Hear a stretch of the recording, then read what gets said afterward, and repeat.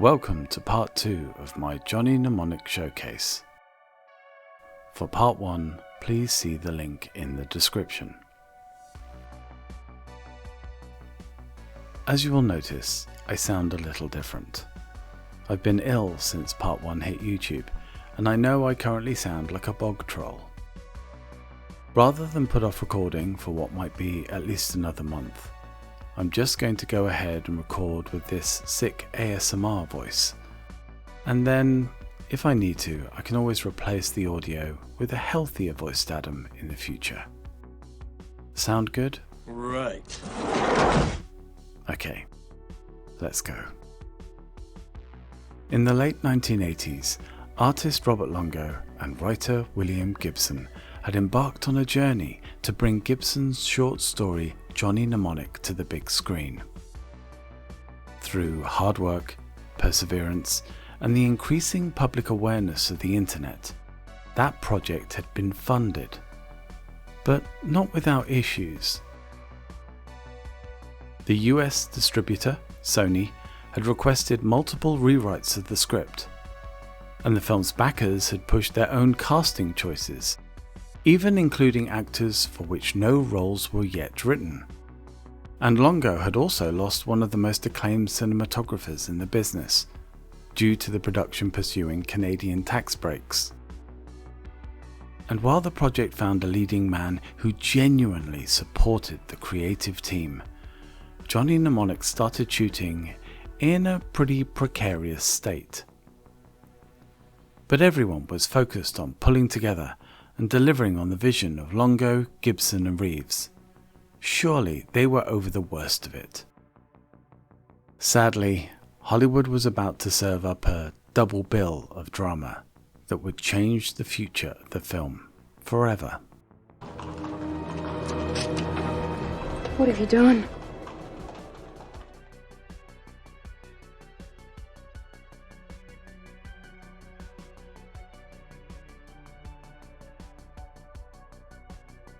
When it came to the film slate for summer 1995, Sony had planned an impressive amount of small to mid-scale films. But in terms of really large summer blockbusters, the studio had bet all of its money on just the one project, Mary Riley, a twist on the classic Jekyll and Hyde story starring Julia Roberts, that also reunited the dangerous liaison team of John Malkovich, Glenn Close, and director Stephen Frears. On paper, it sounded perfect, balancing potential box office gold with enough on-screen talent to guarantee at least a few nods come award season. However, Sony had been unable to resist meddling with that production, and rumours were rife in early '94 that the shoot was struggling under the pressure, with reports of on-set clashes not helping. While seemingly oblivious to its own role in the calamity there, Sony at least realised that Mary Riley was in no fit state for summer '95, and so they postponed it until production could sort itself out. Now, while that was unfortunate for that particular crew, it also meant that Sony now had nothing big to headline the summer box office with. And for an industry that focused on image as much as Hollywood does, that was a problem. What made it worse was that none of Sony's other releases had enough untapped potential to promote or to beef up to blockbuster status. Or did they? You see, over at Fox Studios, the modest action film that Kean-oh had completed just before he joined Johnny Mnemonic had been going through its own post-production phase. It had mercifully avoided any real form of studio interference during its own shoot, mostly due to cautious expectations and a first-time feature director. And yet, test audiences were loving it. So much so that Fox boosted its promotion and even upgraded its release date to June the 10th. That's peak blockbuster season. And the resulting film, Speed, became a smash hit. It topped the global charts. It made $350 million off just a $37 million budget, and it turned Keanu Reeves into the most unlikely of action heroes overnight. The combination of these two events was inevitable, and you can't even really blame Sony for doing it. What do you do? What do you do?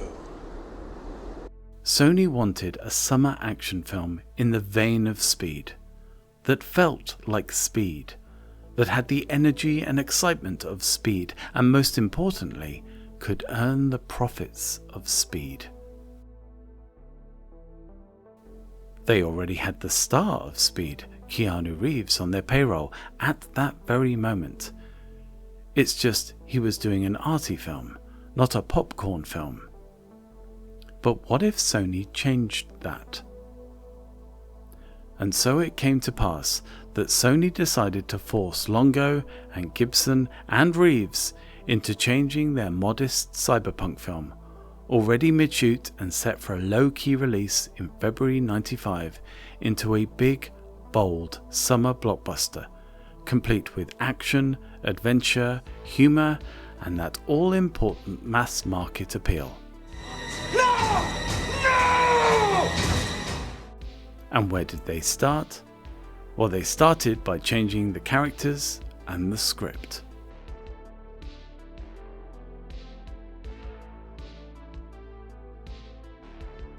For a start, Keanu Reeves portrayed Johnny as a cold, nihilistic loner. Now the studio demanded that he crack jokes, get involved with more action, and just be all round more heroic. This meant that scenes already shot and unable to be changed, we'll call them Old Johnny, would now clash in tone with the new direction, New Johnny. Double cheese anchovies? Which would surely lead to Keanu's performance being perceived as disjointed and lacking direction when the two different performances were bolted together. But the studio didn't care. It also meant that Dina Meyer's Jane, the bodyguard that Johnny hired to protect him, now became a bit superfluous. Again, Sony didn't mind, as it was busy finding ways to add more explosions to distract audiences. I'm sure Gibson was at least relieved that it wasn't his own Molly Millions character that was sharing Jane's fate. Elsewhere, more effort was put into embellishing Dolph Lundgren's street preacher character, with almost all the other secondary characters seeing reduced screen time and character moments. The original finale was judged too downbeat, a common trait of cyberpunk works, and so Sony now demanded a blander, more Hollywood-style happy ending, one so threadbare it barely gets to breathe before the credits roll. They also asked for a final action beat, so ridiculous that Longo flat out refused to film it, but we'll come back to this later. In addition, there was also a constant stream of changes demanded to reduce or simplify the cyberpunk-infused elements of the story, to accommodate what the producers called Gibson-challenged audiences, essentially dumbing down anything that a general audience wouldn't easily grasp about this cyberpunk world.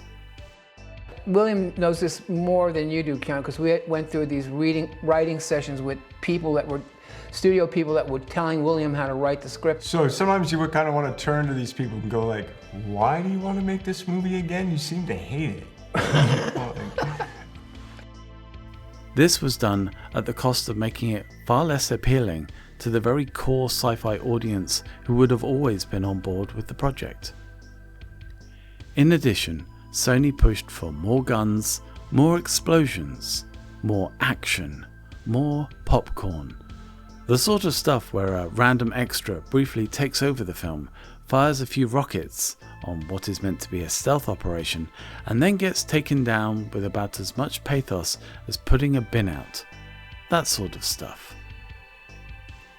In short, the studio pushed for anything to make this dark, grim cyberpunk film look more like a sun-drenched action movie about a cop on a runaway bus. And Sony had clearly fixated on the bus element. The reason why Spider, Jane and Johnny take Spider's minivan to get to the hospital was a studio-enforced amend purely so Sony could have footage of Keanu Reeves in the cab of the bus for the film's trailer. I'm not kidding here. This shot was added because of Speed's success a year earlier. Now, these changes may not sound terrible, but because the studio production base was relatively close to the set, Sony was getting a copy of the daily footage, everything shot, overnight, then reviewing and demanding reshoots if they didn't like it just the very next day. A crushing situation that meant the shoot often crawled forward and did nothing for the confidence of anyone involved. But then, in terms of production support, there had always been two very different attitudes to the project, even from its very early days, when a pair of Carol co-executives, Stefan Arenberg and Peter Hoffman, had been pitching the project, with each individual having very distinct goals. Longo has frequently referred to Stefan as an angel, helping where he can, and striving, with another producer called Don Commodi, to fight Longo's corner, while Peter was called a devil, and far worse in interviews, for his willingness to effectively destroy the film if an action benefited him.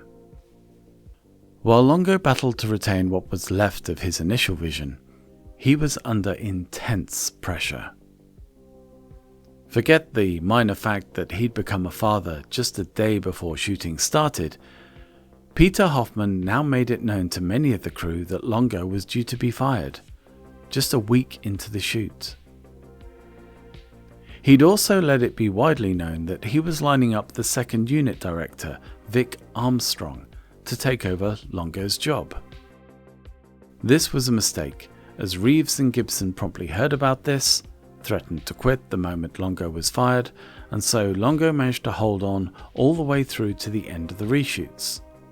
Although he admits to comfort eating, to deal with the stress, and ended up being severely overweight by the end of filming. I should note that stories like this don't mean the likes of Vic Armstrong and Francois Protat should be viewed as some form of pantomime villains here. As established industry professionals, they were also placed in a very difficult position, and this sort of drama is hardly uncommon in Hollywood. And I say that as somebody who's worked on some Hollywood productions in the early 2000s. But Longo has since derided both of their contributions to the film, with the second unit footage being far below expectations, and Protat's own personal issues led to his frequent absences on set. Possibly out of loyalty, Protat's camera operator also refused to follow Longo's wishes, something very out of character for a Hollywood film set. And the director himself admits that he was sometimes reduced to desperate measures to claw back any stylistic choices for himself. So it's really funny. There are scenes in the movie where I remember there was a scene in the wasteland where Johnny arrives and he has to get out of the car and meet the guys, you know, Baldy and the other guy, the guy, cowboy guy, and that I wanted the camera tipped, you know, so it's this kind of like really kind of, you know, kind of expressionistic look, and I had to do it after, yeah, thank you. After we had to call lunch, I cranked the camera myself, crooked, and then as soon as he got back, I called action, so he couldn't correct the camera. It was like, that was what the experience was like. It was like... Because of the attitude of the camera teams, producer Don Commodi often stepped in to ensure the availability of cranes, jibs, and other camera tools crucial to shots that Longo wanted to create. For instance, the overhead bathroom shot, just after the first download, references Longo's Men in Cities artwork, while the hospital scene has shades of Gone with the Wind. Don Carmody was kind of like the good producer. He tried to help me get things that I wanted. I remember trying to explain to him, we need this overhead crane shot of the train station where it's like Gone with the Wind, where they come up the stairs and then all of a sudden it's like, you see this gigantic scene. And Don actually pulled strings and got me a crane. He was a good guy. And it wasn't just Carmody and Reeves that had Longo's back.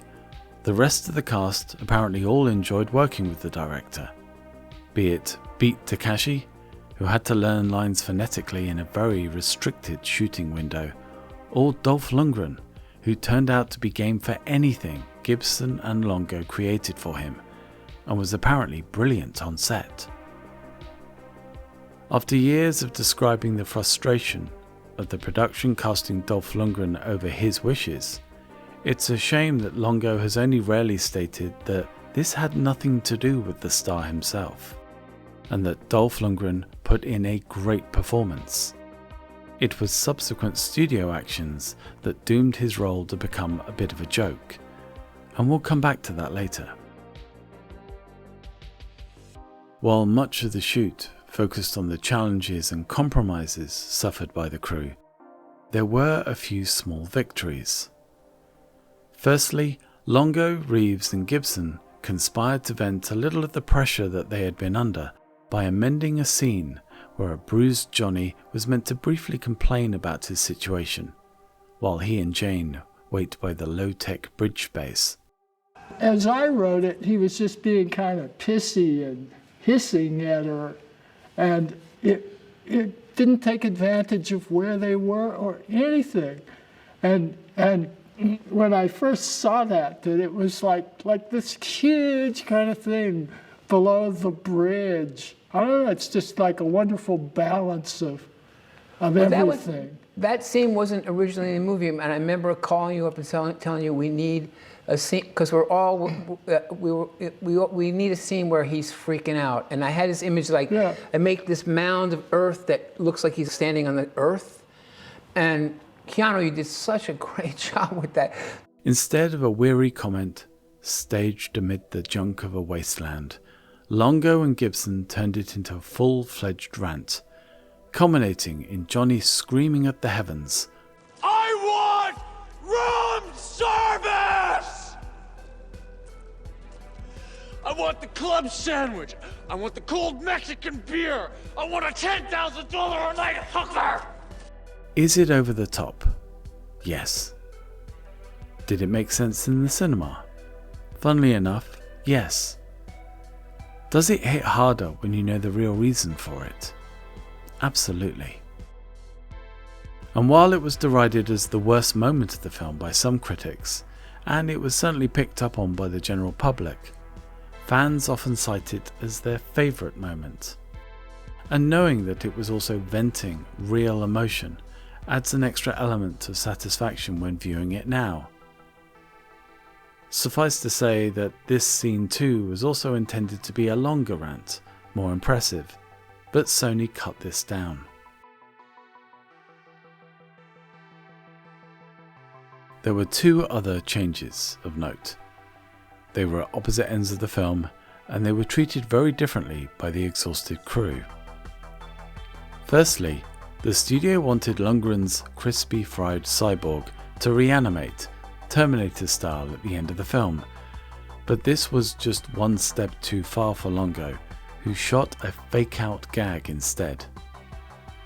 What's shocking about this is that the rest of the crew allowed Longo to do this, with the studio eventually approving of the director's choice.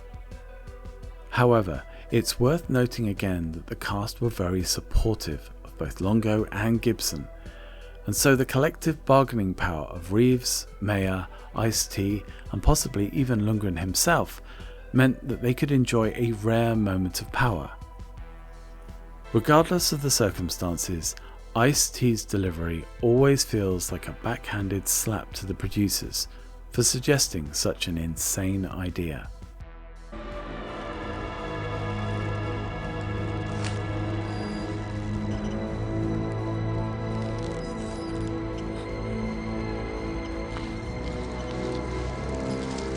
Just garbage. Get that out of here. Fittingly, the last act the crew did together was a few reshoots. Key within this was crafting a whole new beginning to the movie, introducing a more human Johnny, and allowing some extra effects to be added. While the contrast between this post-shoot and normal bodyweight Keanu and his original on-set emaciated look is noticeable, it plays into the theme of his body suffering along with his mind as the download takes its toll. I watched what you were eating. You were always eating like rice cakes and peanut butter, and I realized you were losing weight through the course of the film. And I thought this was so brilliant. You were like sculpting yourself into stress mode. So by the end of the movie... Yeah, because his brain is eating his brain and he's like breaking down. Oh, yeah. that was so great. So then what's so ironic is when we had to go back and shoot that first scene, which both William and I were going, oh no, it's not supposed to be like that. You had gained some weight back, which was kind of perfect. It's like you know, it worked out really well in that sense. But I remember that opening scene. William and I were trying to figure out how to write that scene where it didn't seem so stupid, you know. It was really... Well, it was cool because you kind of turned that male call girl experience on its head, where you have the male kind of like yearning for more companionship and connection, and he's being left, and he's kind of more alone and feels lonely, and and then the job comes. So it was subversive in that sense. Shooting the movie had been a battle for Longo and Gibson, and yet there were a few areas where they still had positive, creative input, with individuals who really helped make the film what it is today. Next time, we'll cover some of those crew members and the way that their work fared as the film moved into what would be a chaotic post-production. Until next time, take care.